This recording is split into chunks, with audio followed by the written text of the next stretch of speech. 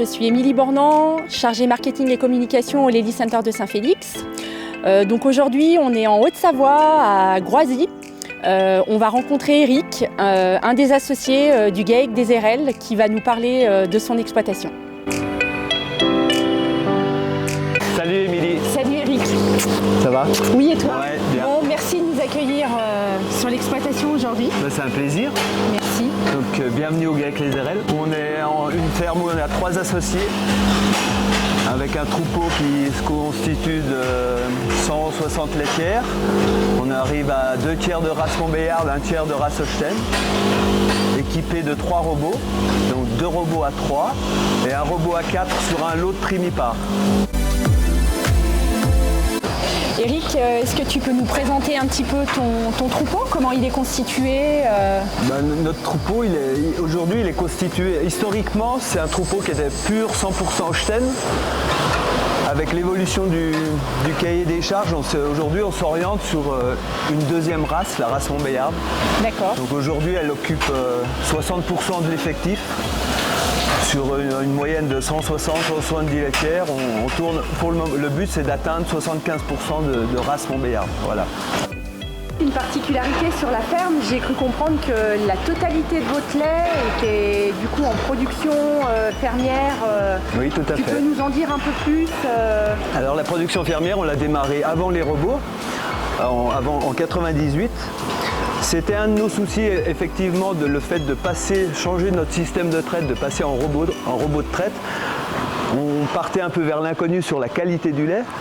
Et aujourd'hui, avec le recul, on peut dire que franchement, on n'a jamais eu un souci au niveau de la traite, qu'elle soit robotisée ou non. Il faut faire attention à avoir des vaches propres, en bonne santé. Et à partir de là, tout se passe bien.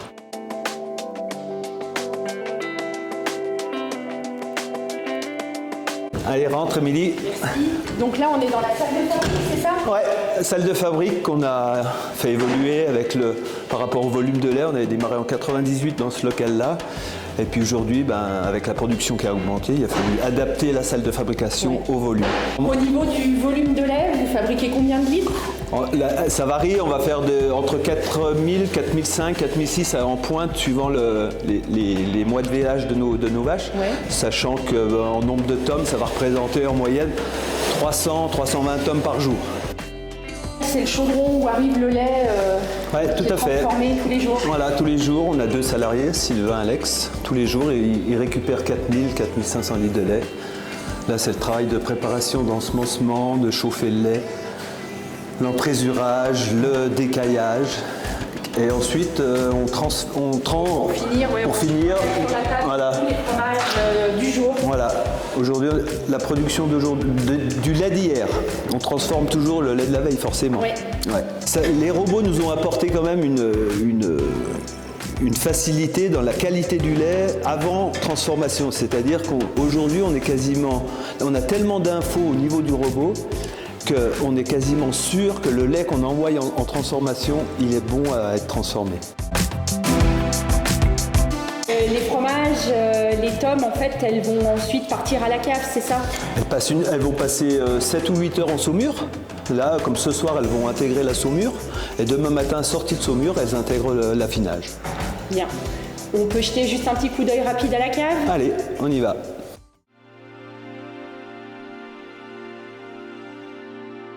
Donc voilà, Emilie, on arrive dans la cave. Il fait combien là? 12,5. Ouais. Avec de l'hygrométrie à fond. Ouais. Donc là, je vais te présenter les tomes de la veille, d'hier. Oui. Et en comparaison, tu auras des tomes qui ont 1 mois d'affinage à peu près. Donc là, tu vois, tu as une tome d'hier, c'est une tome qui pèse à peu près 1,8 kg, 1,9 kg, voire des fois 2 kg. Et puis par comparaison, voici une tome qui a 35 jours d'affinage, c'est une tome qui aura perdu entre 200 et 300 grammes de poids. Donc ça, c'est une tome, pour réaliser ce fromage-là, il nous faut entre 16 et 17 litres de lait.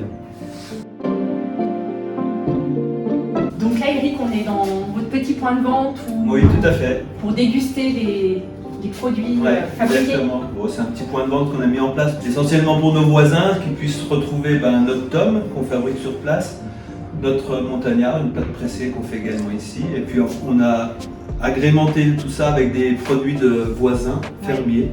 du reblochon fermier, un peu de charcuterie fermière, afin de pouvoir passer des bons moments de dégustation. Merci d'avoir pris le temps de nous raconter un petit peu. C'était important, c'est sympa. Merci. Et puis au plaisir. Voilà, à bientôt. À bientôt. À bientôt.